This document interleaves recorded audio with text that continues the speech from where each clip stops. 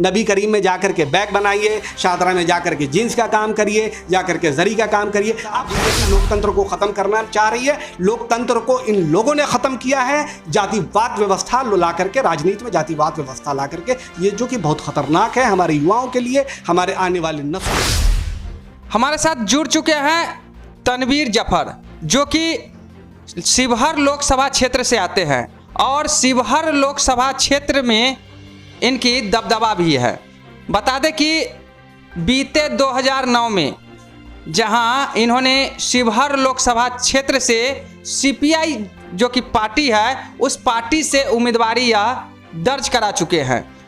और इनकी अगर बात की जाए तो मैकेनिकल इंजीनियर के अलावा लॉ, साहित्य, कई धार्मिक किताब, कुरान के हाफिज भी हैं। तो सबसे पहले आपका हमारे चैनल में आपका स्वागत है तनवीर जफर जी। बहुत शुक्रिया आपका, आपने हमें मौका दिया आपसे बात करने का, बहुत शुक्रिया आपका। सबसे पहले मैं जानना चाहूँगा कि 2024 में लोकसभा की जो चुनाव होने वाली है उसकी घंटी बज चुकी है। सारी पार्टियां दमखम से चुनाव लड़ने जा रही है और आप तो शिवहर लोकसभा क्षेत्र से आते हैं। शिवहर लोकसभा क्षेत्र की अगर बात की जाए तो जो एनडीए गठबंधन है, उस एनडीए गठबंधन से जो उम्मीदवार हैं लवली आनंद जी, जो कि आनंद मोहन की पत्नी हैं, उन्हें वहां का उम्मीदवार बनाया गया। और इंडी गठबंधन जो कि कई पार्टियां उसमें मिलकर इंडी गठबंधन बनाया है और इस बार शिवहर लोकसभा क्षेत्र में आखिरकार उम्मीदवारी का जो नाम आ रहा है इंडी गठबंधन से, खासकर रितु जायसवाल और रमा सिंह, अभी तक लोकसभा शिवहर से इंडी गठबंधन की ओर से इतना देरी क्यों हो रही है सर? देखिए, ये उनका अपना ज़ाती मामला है, ये निजी मामला है कि उनके पार्टी में डिसीज़न क्यों नहीं हो पा रहा है इंडी गठबंधन में। जहाँ तक बात है कि एनडीए गठबंधन से लवली आनंद जी आई हैं, चलिए उनका बहुत स्वागत है। शिवहर का मैं रहने वाला हूँ, शिवहर क्षेत्र में मेरा घर पड़ता है, ढाका विधानसभा क्षेत्र में। तो वो तो आ चुकी हैं मैदान में। वंश वो हमारे टाइम में भी थी, कांग्रेस में थी वो उस समय, और आज की तारीख में परिस्थिति जो भी बनी है, राजनीतिक परिस्थिति की, वो एनडीए में आ गई हैं। उसके बाद से अब देखिए कि उनके जो फर्जंद हैं, जो उनके बेटा हैं, जो चेतन आनंद हैं, वो आरजेडी में हैं, राष्ट्रीय जनता दल में हैं, और माँ जनता दल यूनाइटेड में हैं लवली आनंद जी। वो आई हैं चुनाव लड़ने के लिए, बहुत स्वागत है। चुनाव लड़ने का सबको अधिकार है, डेमोक्रेटिक राइट है, जाहिर सी बात है कि उनका भी अधिकार है, वो पहले भी इस क्षेत्र पे रह चुकी हैं। जहाँ तक बात है इंडी गठबंधन का, तो इंडी गठबंधन में जो भी अभी तक जो नाम आ रहा है, ये नाम वहाँ के लोगों में, सबसे पहली बात तो ये है कि जो सारे लोग हैं, चुनाव तो कोई भी कहीं से लड़ सकता है, लेकिन वहाँ पे लोकल जो एक उम्मीदवारी होनी चाहिए, किसी भी पार्टी ने लोकल उम्मीदवार को वहाँ पे तरजीह नहीं दिया है, बल्कि वहाँ के लोगों को नकार दिया है। ये समझिए कि यहाँ पे एनडीए हो चाहे इंडी गठबंधन हो, जो इंडिया गठबंधन है, उन लोगों ने भी ये सोचा है कि शायद चलिए ठीक है, शिवहर के लोग हैं, शिकार करने का एक शिकारगाह है, वहाँ चलते हैं, वहाँ चुनाव लड़ते हैं। अब वहाँ चुनाव पिछले बार भी हुआ था, पिछला 2019 का भी चुनाव ऐसे ही हुआ था कि बाहर से लोग आए थे, चुनाव लड़के फिर चले गए। फिर इस बार भी होगा, लेकिन इस बार शिवहर की जनता, जहां मैं खुद भी जनता हूं, एक वोटर हूं, तो मैं भी ये सोच रहा हूं कि वहां पे लोकल अगर कोई होगा तो जाहिर सी बात है लोकल को ही वोट देंगे। ऐसा तो नहीं है कि जातिगत समीकरण साधने में जुटी हुई है? देखिए, जातिगत पॉलिटिक्स का तो मैं बड़ा विरोधी हूँ, बहुत ज़्यादा विरोधी हूँ। ये सन 1990 के बाद से जो हमारा पॉलिटिक्स जो शिफ्ट हुआ है जाति व्यवस्था सिस्टम में, तो जाति व्यवस्था सिस्टम को ड्राइव करके लेकर के फैमिली सिस्टम में लेकर के आ गया है मामला, और ये बहुत ही ख़तरनाक है डेमोक्रेसी के लिए। ये एक राजतंत्र में, राजशाही घराने में परिवर्तित हो चुका है, और ये सब के लिए हानिकारक है, ये युवाओं के लिए हानिकारक है, और ये हमारे जो छात्र नेता हैं, जो छात्र नेता छात्र जीवन के बाद चाहते हैं कि हम पॉलिटिक्स में उतरेंगे, ये उनके लिए भी एक समझिए कि एक जहर है जी। अब मेरा कहना है ये परिवारवाद की व्यवस्था जो जन्म लिया है, वो जन्म लिया है ये जातिवाद व्यवस्था से। जातिवाद व्यवस्था, राजनीति में जातिवाद व्यवस्था को धीरे से शिफ्ट कराया गया 1990 में, और कहीं ना कहीं जब ये अडवाणी की रथ यात्रा जब आई और उन्होंने, लालू यादव जी ने उसको समस्तीपुर में रोका, उनको अरेस्ट किया, गिरफ्तार किया, उसके बाद से सारी चीज़ों को अलाइन कर दिया। अलाइन करते करते ये आज आकर के वो पहले मौलाना लालू यादव हुए, उसके बाद से मुस्लिम ऑर्गेनाइजेशंस में जाना शुरू किया उन्होंने।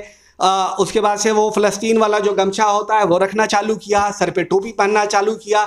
यही काम वहाँ के मौलाना मुलायम सिंह यादव बन गए, वहाँ भी उन्होंने जो है ना अलग अलग मुस्लिम मदरसे में जाना चालू किया। ये सारी धीरे धीरे शिफ्ट होकर के आकर के ये परिवारवाद की व्यवस्था सिस्टम में आ चुकी है, जो कि बहुत ही ख़तरनाक व्यवस्था है, बहुत ही खतरनाक व्यवस्था है। इसमें लोकतंत्र का तो कुछ हमें लगता ही नहीं कि लोकतांत्रिक व्यवस्था है। और ये झूठ मूठ का ढिढोरा पीट रहे हैं लोग कि साहब बीजेपी लोकतंत्र को ख़त्म करना चाह रही है। लोकतंत्र को इन लोगों ने ख़त्म किया है, जातिवाद व्यवस्था ला करके, राजनीति में जातिवाद व्यवस्था ला करके, ये जो कि बहुत ख़तरनाक है हमारे युवाओं के लिए, हमारे आने वाली नस्लों के लिए। लालू यादव जी ने जो MY समीकरण दिया, मुस्लिम और यादव, ठीक है, यादव तो बेनिफिशियरी हो गया इस गठबंधन में, लेकिन मुसलमान को क्या मिला?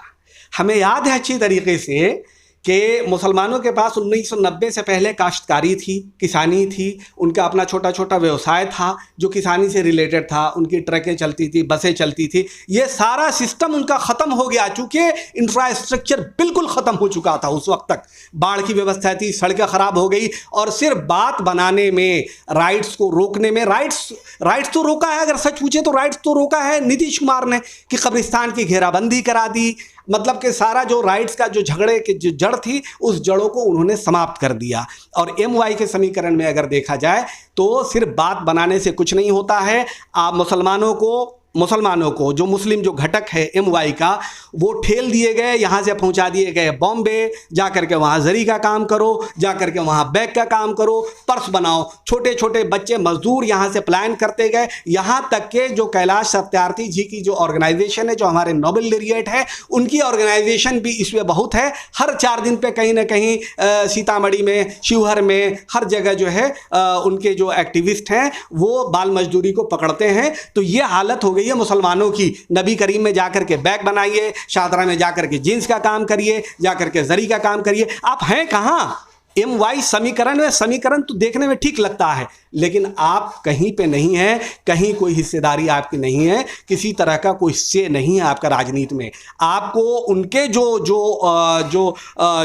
MY समीकरण का नारा देते हैं, उनके ही अपने लोग, जो उनका वोट बैंक है, मुसलमान को वोट देने को राजी नहीं है किसी भी हालत में, न देते हैं, और टिकट भी नहीं देते हैं, और कह भी देते हैं साथ में कि साहब हमारे लोग आपको वोट नहीं देंगे, लिहाजा हम आपको सीट कैसे लूज़ करें। और मुसलमान तो ऐसा है भाई साहब कि अगर मुसलमान जाकर के कहेगा कि हम मुसलमान हैं साहब, हमें वोट दे दो, हम आए हैं, तो कहेगा पढ़ा लिखा तो है लड़का, ये लड़का तो है, लेकिन कमज़ोर है, किसी पार्टी से आता, बीजेपी को जितवा देगा ये, राजद से। अरे राजद में तुम जानते हो कि बगैर पैसे के तुम्हें टिकट नहीं मिलते, बगैर पैसे के तुम्हें काउंसिल नहीं भेजा जाता, ऐसे लोगों को भेजा जाता है जो तुम्हारे लिए वकालत नहीं करेंगे, सिर्फ मुर्गा खाएंगे, बारात में, दावतों में तुम्हारे पास आ जाएंगे, तुम खुश हो जाओगे, फलां साहब आए थे, 10 नाल राइफल लेके आए थे, सिक्योरिटी आई थी, तुम समझाने में दोगे, अरे फलां साहब के यहाँ फलां MLC आए थे, फलां MLA आए थे। अरे ऐसे नहीं चलता है। आपके बच्चे ठेल दिए गए, आप बैंक में जाते हो लोन मांगने के लिए,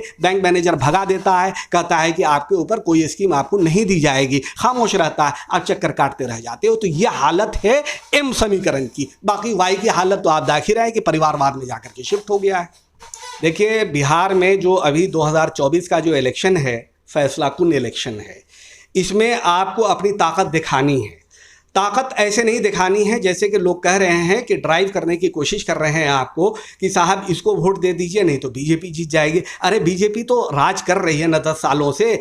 10 साल 2014 से पहले भी यहाँ पे इंडी गठबंधन की जो उस समय यूपीओ हुआ करती थी, उस ज़माने में भी मधुबनी से लड़के उठाए जाते थे, जो है ना वो ISI का एजेंट कह के बहुत सारी चीज़ें हुआ करती थी, डॉन का उठाया जाता था। 2014 के बाद से 2014 से पहले भी फसादात हुए थे। तो इस बार आपके पास मौका है। इस बार आप क्या करिए, आप कुछ ना करिए, आप साइलेंट हो जाइए। मुसलमान इस बार साइलेंट हो जाए, कोई वकालत नहीं करे, किसी का झंडा नहीं उठाए। उसके बाद से सामने वाले को ये एहसास दिला दीजिए कि आप हमारे जो अधिकार का आप हनन करेंगे, आपको तो हिस्सा मिला नहीं है कुछ, ये बेकार की बातें हैं। आप कहेंगे कि आप जो है ना बीजेपी आ जाएगी तो आपको लाल महासागर में डाल देगी, ये सब ऐसा कुछ नहीं होना जाना है।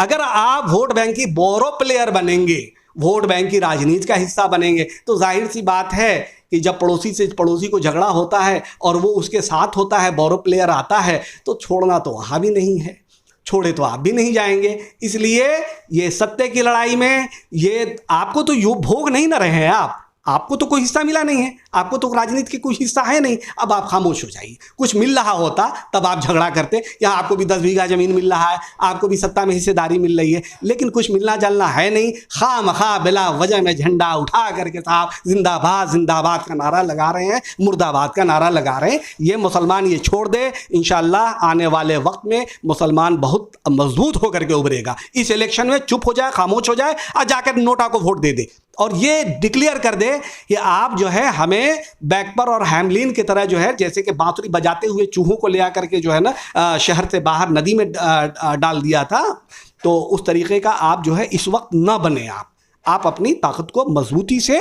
आप जाहिर कर दें। तनवीर जफर जी, क्या 2024 में आप वहाँ उम्मीदवारी दर्ज करा सकते हैं? देखिए, ये बड़ा मुश्किल क्वेश्चन है। उम्मीदवारी, देखिए मैं नेता हूँ, जाहिर सी बात है मैं नेता हूं। मैं 2019 का इलेक्शन लड़ा, 2009 में जब चुनाव लड़ा था सीपीआई से, तो पॉलिटिकल एस्पिरेशन तो आज भी मेरे अंदर है, ऐसा नहीं है कि नहीं है, मैं गलत नहीं बोलूँगा।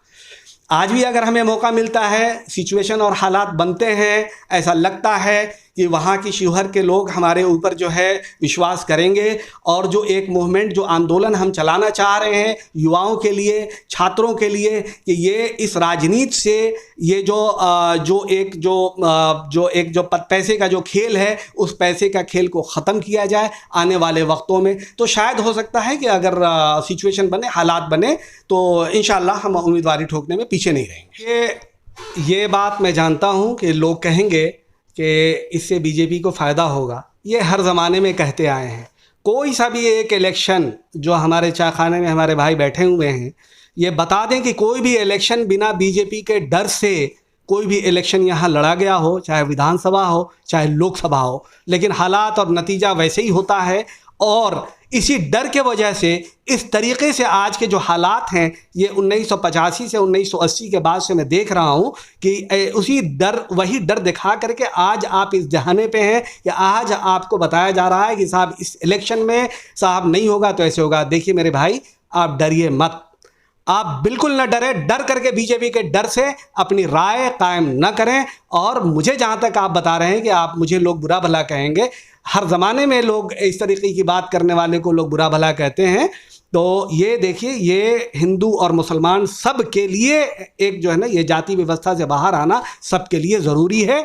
तभी जाकर के आप प्रोस्पेरिटी की तरफ बढ़ेंगे, तभी जाकर के आपकी महत्वाकांक्षाएं, हमारी महत्वाकांक्षाएं, जो राजनीति एक सेवा करने की जो हमारी महत्वाकांक्षा है, तभी जाकर के पूरी हो पाएगी। अदरवाइज इसी लूट खसोट के माहौल में हमें ज़िंदगी गुजारना पड़ेगा और आगे बद से बदतर हालात हो जाएंगे। देखिए, बिल्कुल विकास के नाम पे, और परिवारवाद जो है, परिवारवाद भ्रष्टाचार की जननी है, भ्रष्टाचार की जननी है, जातिवाद भी जननी है परिवारवाद की।